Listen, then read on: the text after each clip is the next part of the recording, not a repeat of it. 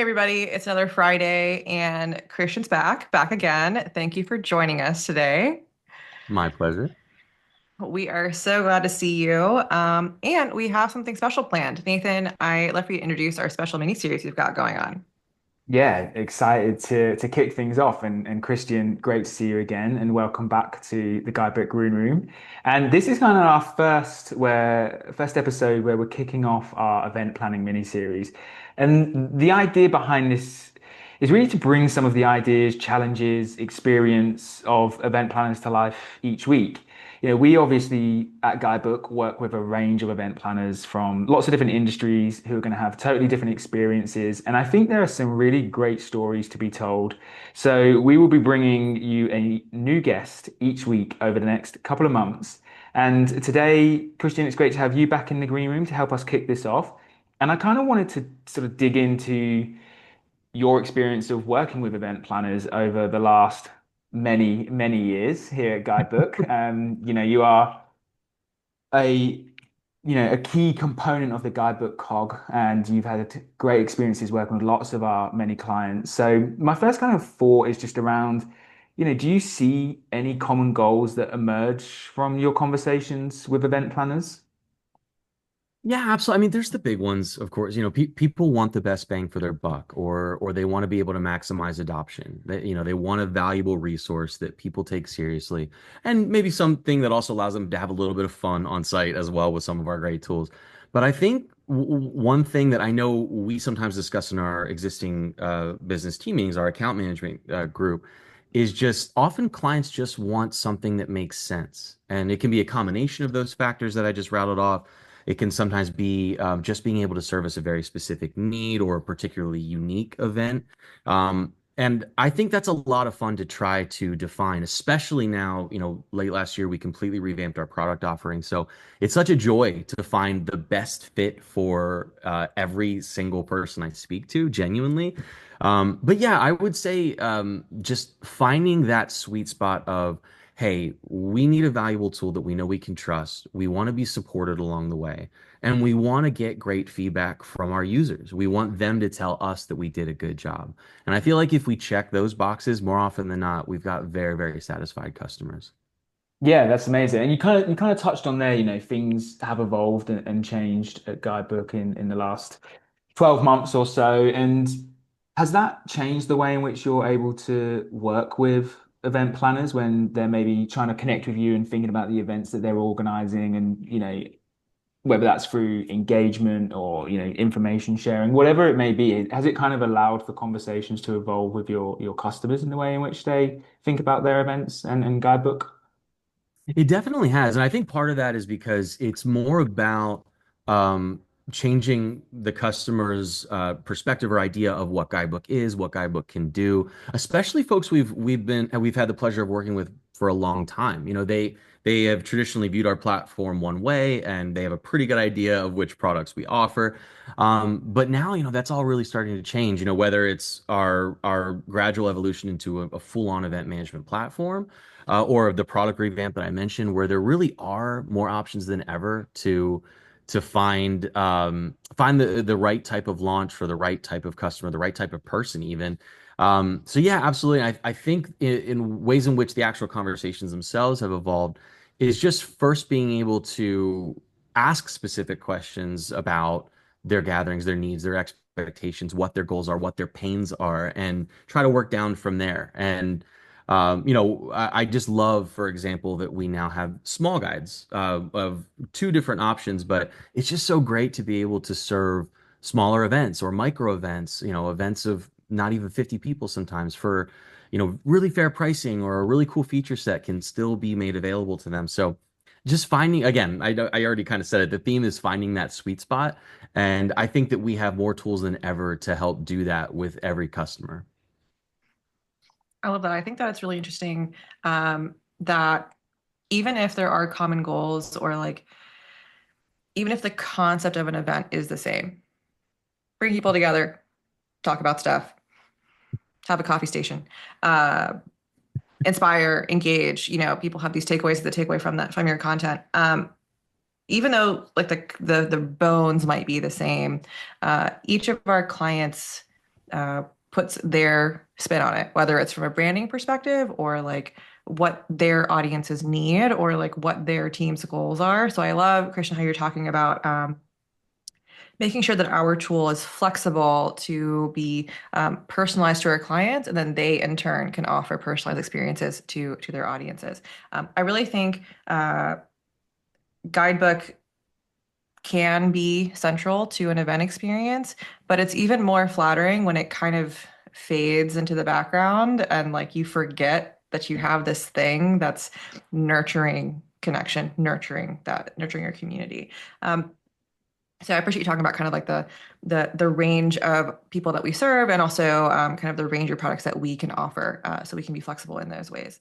I Um, really, and I'm so Go sorry ahead. not to jump in. Yeah. I really love how you put that too, because that I feel like that's sort of where we are right now. I believe in our platform that much that that is sort of the goal. It's like, we're not the big thing that someone took a big swing or a big financial risk to try to commit to and deploy for their gathering or their conference or whatever.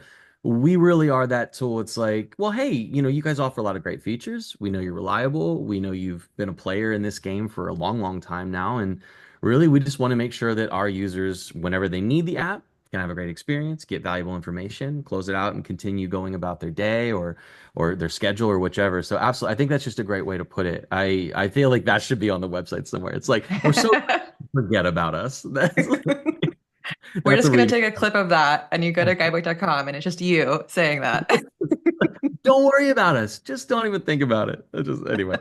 Yeah, I just love that though, sincerely. Yeah, absolutely. And kind of thinking about industry trends, when you joined us in the green room earlier in the year, you had mentioned things like hybrid events, like you were really excited about supporting how that we can support virtual and in-person audiences. And you had also mentioned things like artificial intelligence, augmented reality, virtual reality as kind of the trending topics from a technology standpoint. Are those still the trending topics? Like, what are you excited about now from a kind of industry standpoint?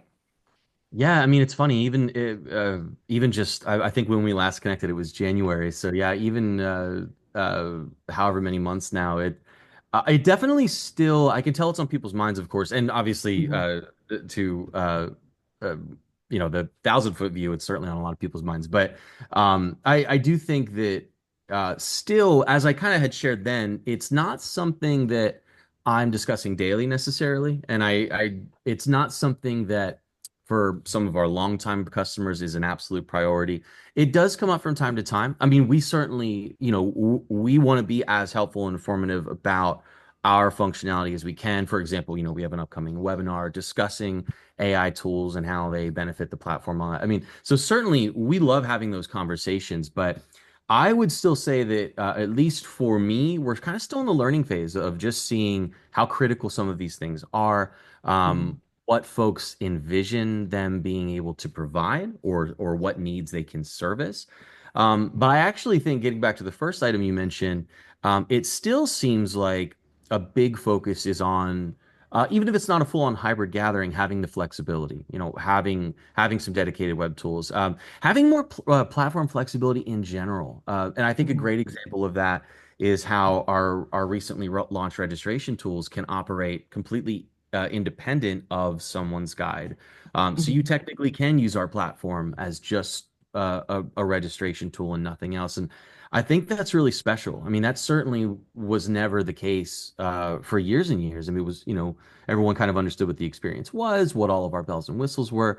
But now we're getting to a point where we're getting a chance to do a little bit of everything. And I actually think that has been leading to more consistent feedback or conversations than any one big item that might be on a lot of people's minds, but maybe hasn't quite yet gained the traction we would have expected to for our typical customer or even some of our largest customers. Mhm. I feel like I'm a broken record. Their goal is just to have a great product on a stable platform that folks can enjoy, find value in, and trust. And I still think above and beyond all else, that's the driving force behind so many folks' decisions.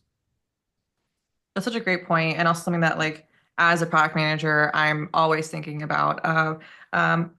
we need to maintain our product, right? Make sure it's modern and performant and like still works great, just as great as ever.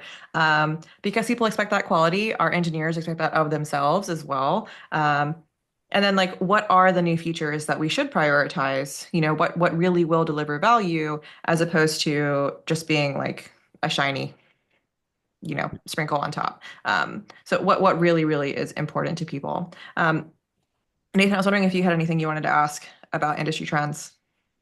Not so much an industry trend, but I kind of, and Christian, you may or may not have this to mind, but I'm reading a lot about different industries in events, whether it's associations or EDU or, trade shows, conferences, and just the different challenges that people are facing, maybe unrelated to guidebook or technology. And I just kind of curious if you're seeing any specific challenges or trends in that area kind of happening at the moment. I always wonder if other event planners watching this might be looking for solidarity or kind of just Mhm. reassurance that they're not the only ones kind of facing some of the headwinds. But are you kind of getting any sense of that from customers you speak to, or any kind of challenges that have taken you by surprise? Yeah, absolutely. Well, I mean, certainly, as anyone who even remotely follows the news, there's certainly a lot happening right now, and I think that that has led to a lot of really tough decision making. Folks are tightening budgets. They're quickly cutting costs. Sometimes there are big pressures being put on them to deliver X or Y or Z, and they kind of have to figure out how to make all that work, how to make all that make sense. I think.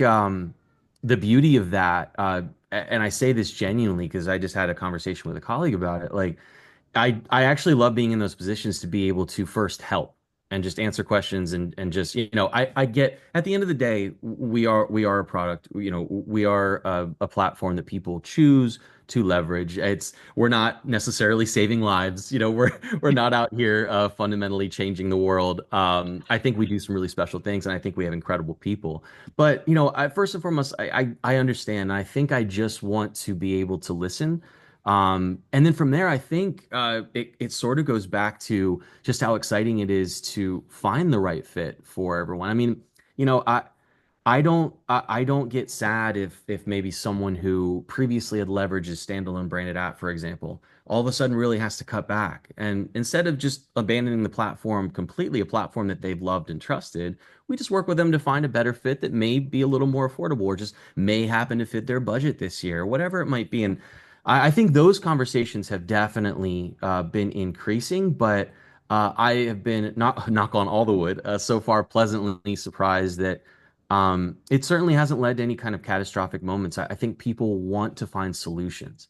And it's just so exciting when, of course, we want to find solutions, but when we feel that energy from our customers as well, that just makes every conversation so much better and so much just smoother and more organic to seek out kind of a fit that makes the most sense and maybe a new path forward. And whether that path is for now or forever, that's okay. But our job is to do that work and do it the right way. I like how you mentioned solidarity, Nathan, and building on what you said, Christian. Um, there are things that are impacting every industry, not just the events industry. And there are things that are impacting all people. It's not just associations or just higher ed or just corporate events or whatever it may be. However, what people need more now than ever, event planners and audiences, is to come together, right? Is to have these opportunities, whether it's a micro event or 10,000 people getting together for a robotics competition or whatever it may be. Um, People are looking for those opportunities community, and we get to be in a lucky place to support and nurture innovation and connection, I think. So I don't know. I got weepy about it, but I just wanted to comment about No, it. no, and it's so funny that that reminds me too of I remember there was a really special energy, not to get too off track, so forgive me, but there was a really special energy that I think is entirely possible again, where towards the end of 2021, for example, we really started to see a flood of customers returning to the platform following the pandemic years or the pandemic challenges, however that looked for everyone. and man, it honestly was enough to bring a tear because it was just so amazing to know that uh, a wide variety of customers really had, I don't want to say had hit rock bottom for one reason or another, but certainly, I mean, events obviously was a pretty big space impacted, and for them to all say, "Hey, we hope to return to you guys, but we just can't do it right now," and then slowly but surely, so many of them did.